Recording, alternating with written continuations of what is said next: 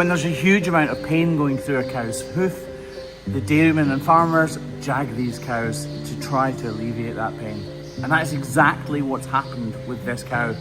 And now it's our turn to step in and hopefully make a huge difference. This is the Hoof GP. And I won't let it rush when I see you dance, and the moment comes when I fall and time goes slow. I fall into you. So clearly there's been a little problem with this back right foot as well. That's called a sole fracture. But what we've done there will completely alleviate this problem, and she shouldn't need any other treatment. By dropping this entire heel, she won't be putting any weight through here, and that'll allow that portion of the hoof to have a little bit of a rest. Easy for me to say.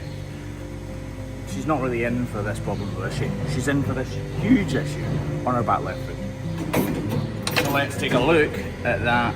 Right, so there's clearly an excess of height on this part of her foot, and I can see that it's completely cracked around her heel bulb.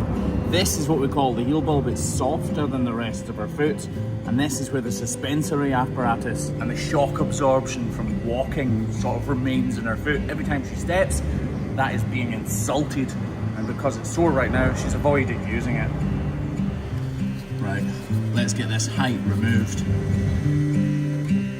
So clearly the problem is at the back of our heel, but we need to reduce the entire height of this outer claw because the whole thing is overburdened. In other words, there's too much weight going through the entire surface of this sole. And as we do that, the problem is becoming more and more obvious. This hoof is similar to the back right foot. It's more extreme, but this is also a sole fracture. This small crack towards the top of our heel is exactly where this problem has started. Clearly we're going to need a block, so I also prepare that inner claw just to save a little bit of time later on so that it's ready and prepared to put that block in position. And now the meat of the job.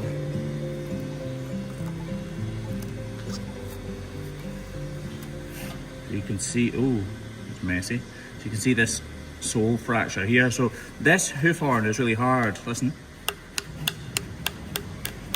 And if I hit this bit of hoof horn, doesn't make the same noise. That's because this is for weight bearing and this is for suspension, like I was saying. Except I said suspension and I meant suspension. Anyway, so this periopal horn joins this hoof horn right here, and it joins at 45 degrees. So if there's too much pressure on this claw, these two pieces of hoof horn or different substances of hoof horn split apart at 45 degrees, and I fully expect this crack to go back the way like that. And actually, it's full of all sort. Oh, there you can see they're clearly linked. See that? Right, so we're going to try to peel back these layers to let all of that juiciness out there. That's it. I nearly said juicy goodness. It's definitely not goodness, is it? So theoretically, this crack should stop around here. It might not, but it usually will.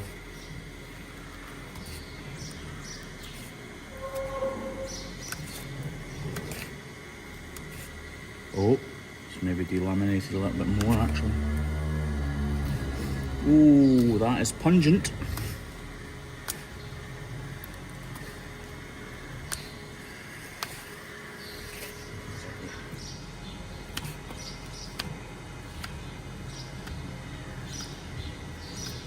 Really don't want it to cut any of the layers underneath that are currently out of sight, but I really, really want to get rid of every bit of detached hoof horn.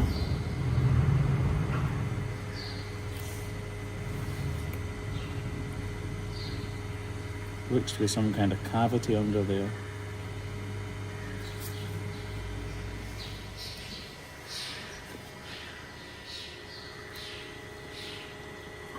I literally am holding my breath.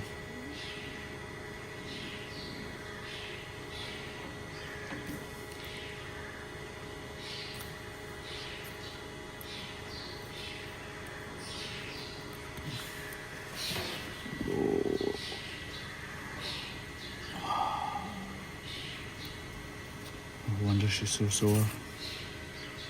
All of of Alan's Jags are taking effect and will be really helping this cow a lot as well, but we needed to get all of this rubbish that has been hiding this problem underneath it away, don't we?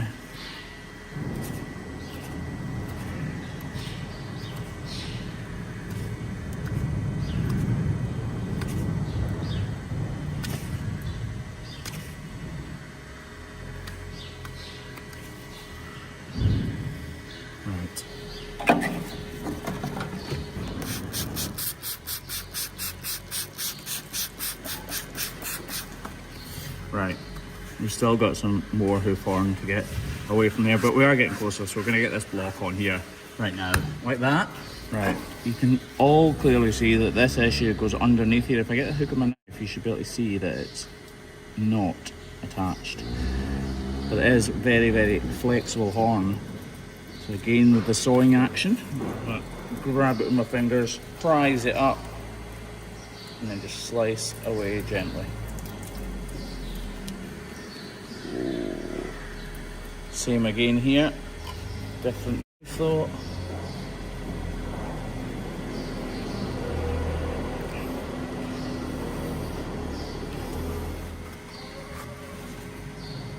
So we have a little piece here that still needs to come away, and we have quite a big piece there maybe that needs to come away. So we'll go after this bit first.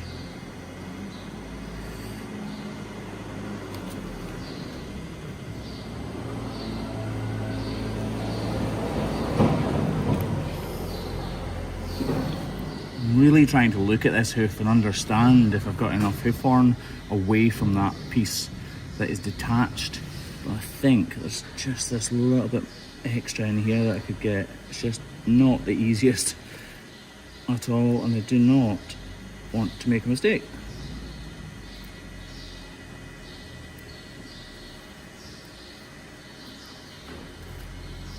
Okay.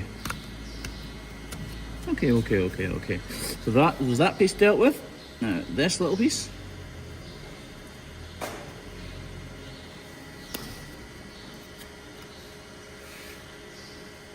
Oh, look, you think you're done, and look, that did not, to me anyway, look at a baggy glove. No one likes a baggy glove.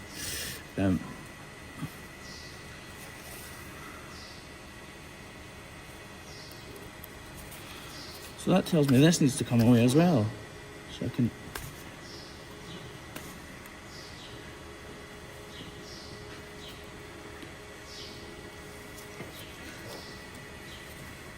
What? I seem to be peeling tiny, minuscule pieces away from this.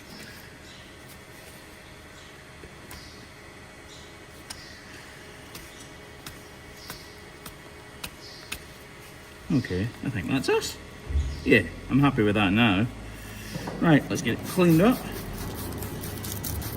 I'm quite proud of that, to be honest. This looks really, really good. Well, it would look better if there was nothing wrong with the foot, obviously. But I'm really, really happy with how this trim's come out. I look at you, you make me blind.